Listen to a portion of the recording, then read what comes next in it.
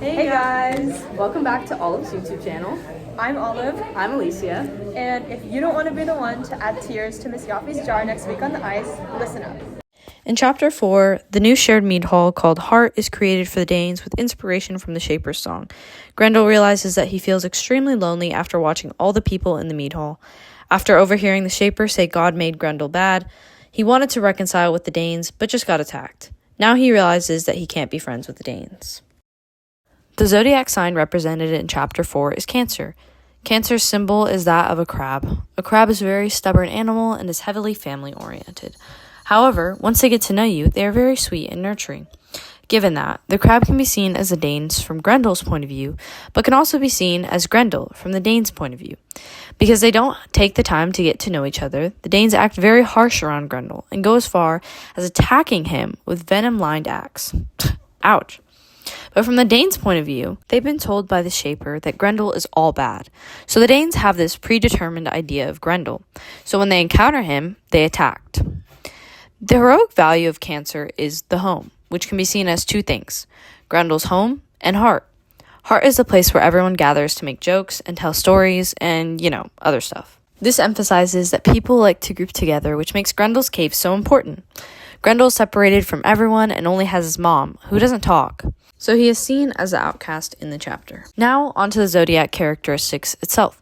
Cancers are seen to be creative, insecure, sentimental, nourishing, and close to family. The creation of Heart illuminates the creative, nurturing, and close to family aspect of Cancers, as the meat hall is given to the people as a place to talk, eat, and drink, thus nourishing and close to family. Now, the creation of Heart itself was inspired by the Shaper and created due to Hrothgar's command. On another note, Cancers tend to be moody and insecure, much like Grendel. He longs for a companion and compares what he has, or I should say what he doesn't have, to that of the townspeople. He also ends up crying because the Shaper said that God created him to be bad, but he didn't want to be bad at the time. So he walked up to the townspeople, but got attacked. Very fun for Grendel.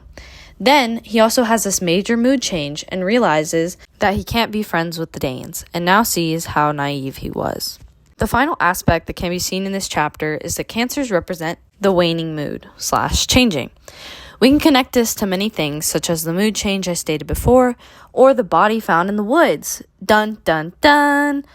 Grendel was just walking down the hill to go see the Danes, but comes across a body?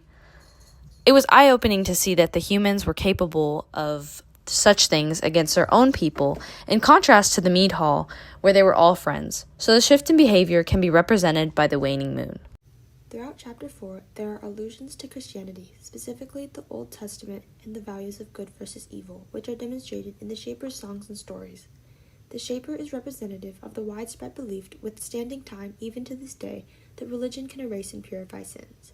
Neither here nor there, the Danes use these stories to feign their innocence, and as they are further encouraged by the Shaper's songs of religion and philosophy, quote, the Shaper was singing the glorious deeds of the dead men, praising war. Grendel, in his eavesdropping on Harriet, becomes infuriated by the Danes' refusal to recognize the evil they are doing.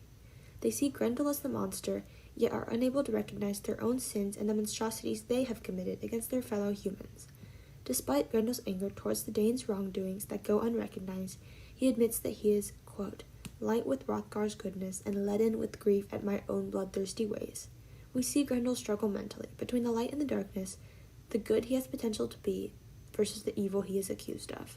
This goes hand in hand with the idea of monstrousness, which in Chapter 4 is represented in not only Grendel but with the Danes as well. The Danes see Grendel as a monster for not only his physical appearance but for his status as an outsider, lack of religion, and threatening demeanor. What they don't realize is that Grendel just wants to be a part of their society and have something to believe in and someone to talk to, which is not typically the case of a true monster. In this chapter, the worst evil appears to be the Danes. What differs between Grendel and the Danes is that Grendel actually seems to have more self-awareness and understanding of the monstrosities they've committed than the Danes and Hrothgar themselves. The Shaper's retelling of religious stories from the Old Testament, such as the story of Cain and Abel, depicts Grendel as the evil force, or Cain, and the Danes as the innocent bystanders who are subject to Grendel's terrorizing. As Grendel's longing for a role in society overcomes himself, he stumbles into the mead hall, hoping to find company in the men who are gathered there. He soon understands how the Danes truly feel about him as they immediately attack him, which begins a shift in Grendel's attitude, from longing and wishing for company to becoming the vengeful monster and fulfilling the role he so badly wanted to disprove himself as. Grendel's hostile thoughts towards the end of the chapter show the shift in his mentality as he prays and plots on the Danes' downfall. Quote, "Let them wander the fog roads of hell." Cursing the Danes and letting the monstrosity overcome him, Grendel succumbs to the darkness, and at the end of the chapter becomes the monster the Danes want him to become. Overall, this chapter demonstrates how monstrosity can take shape easily and in many forms as a result of not only internal strife, but from the nurturing of outside sources. It is a mentality, rather than an appearance, that has the potential to be drawn out of any and everyone, including the most innocent.